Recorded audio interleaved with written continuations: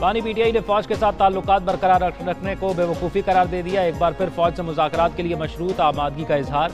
गैर मुल्की खबर एजेंसी से गुफ्तगू करते हुए कहा, केसेस खत्म कर दिए जाए तो मुज़ाकरात के लिए तैयार हूँ। मौजूदा हुकूमत से बात करने का फ़ायदा नहीं, जो असल कुव्वत है उनसे ही बात करना ज़्यादा सूदमंद होगा।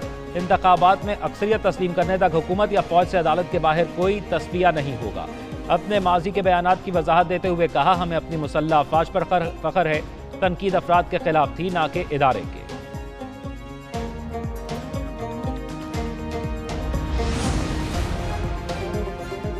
हुकूमत का इलेक्शन एक्ट तरमीमी बिल आज मंजूर कराने का फैसला। कौमी असम्बली का इजलास आज दिन 11:30 बजे होगा। मुख्तलिफ बिल और तवज्जो दिलाओ नोटिस पेश किए जाएंगे। IPPs मुआहिदों पर नजरसानी की करारदाद भी पेश होगी। लाहौर में वजीर आजम की ज़ेर सदारत इजलास वफाकी वज़रा मोहम्मद औरंगजेब, ख्वाजा आसिफ, अता तारड़, मुसद्दिक मलिक राना, तनवीर अली, परवेज शरीक हुए। सियासी और मुआशी सूरत हाल पर मुशावरत। वजीर आजम से चीन से वापस आने वाले सहाफ़ियों की भी मुलाकात। शहबाज शरीफ ने कहा, CPEC पर सियासत को बालाए ताक रखकर काम करना चाहिए।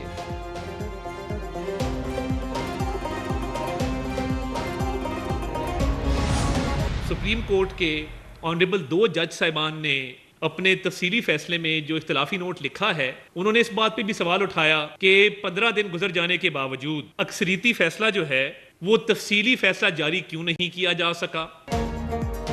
मखसूस नशिस्तों का फैसला आइन से बाहर जाकर लिखा गया। जो दरख्वास्त गुजार ही नहीं था उसे रिलीफ दे दिया। 2 जजों के इख्तलाफी नोट पर किसी को हैरानी नहीं हुई। वजीर इत्तलात अता तारड़ की प्रेस कॉन्फ्रेंस, बोले, आइन के कुछ आर्टिकल्स मखसूस नशिस्तों से मुतल्लिक हैं। आज़ाद अरकान इस जमात में शामिल हुए जिसका वजूद ही नहीं था। एक पार्टी का हलफनामा देकर कैसे फ्लोर क्रॉसिंग की जा सकती है। 15 दिन गुजरने के बावजूद तफसीली फैसला आया ना। नजरसानी अपील समात के लिए मुकर्रर की गई। कैसे मुमकिन है मखसूस नशिस्तों पर मुंतखब अरकान को फारिग कर दें।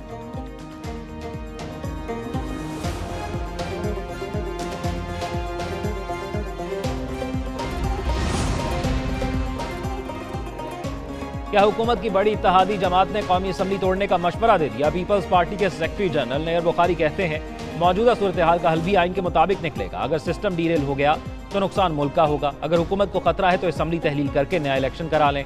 पार्लियामेंट में हुकूमत को मजबूत करने को तैयार हैं, मगर वो डिलीवर तो करे। सदर ममलिकत किरदार अदा कर सकते हैं, मगर कोई बैठने को तैयार तो हो। बानी PTI काबिल एतबार नहीं।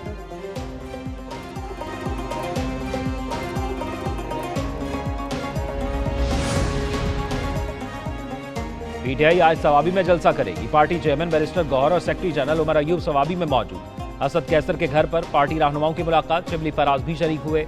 जलसे की तैयारियों के हवाले से मुशावरत। असद कैसर ने कहा, मुल्क भर से कारकुन जलसे में शिरकत करेंगे। उधर अपोजिशन लीडर अहमद बचड़ की ज़ेर क़यादत पंजाब असम्बली के कई अरकान भी जलसे में शरीक होंगे। हलीम आदिल की सरबराही में सिंध से भी कारकुन सवाबी पहुंचेंगे।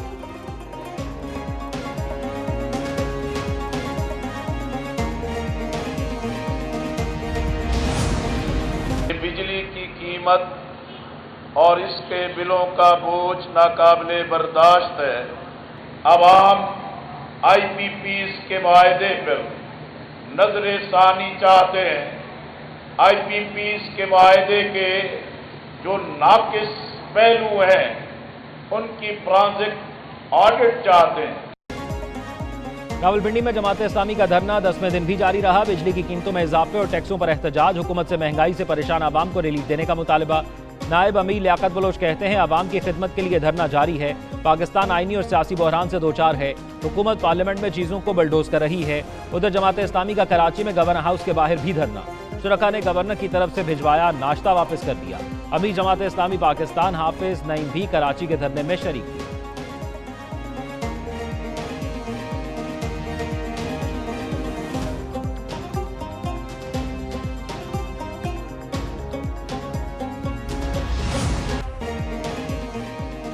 मुल्क भर में तूफानी बारिशें, सड़कें बन गई झीलें। कहीं अर्बन फ्लडिंग और कहीं लैंडस्लाइडिंग। कई शहरों में गली मोहल्ले ज़ेरे आब। बाद शहरों में सूरत हाल बहुत ख़राब। कश्तियाँ चल पड़ी। बारिशों के बायस छतें और दीवारें गिरने के वाक़यात। कई अफराद जाँ बहक और ज़ख्मी हो गए। बारिशों की वजह से मुख्तलिफ मकामात पर शाहराहें बंद। पहाड़ी इलाकों में मूसलाधार बारिशों से तबाही। मकानात, बाजार, फसलें, बागात, दरियाबुर, रोदकोहियों, नदी नालों और दरियाओं में तुग़यानी। बारिशों का हालिया स्पेल मज़ीद चंद दिन जारी रहने का इम्कान।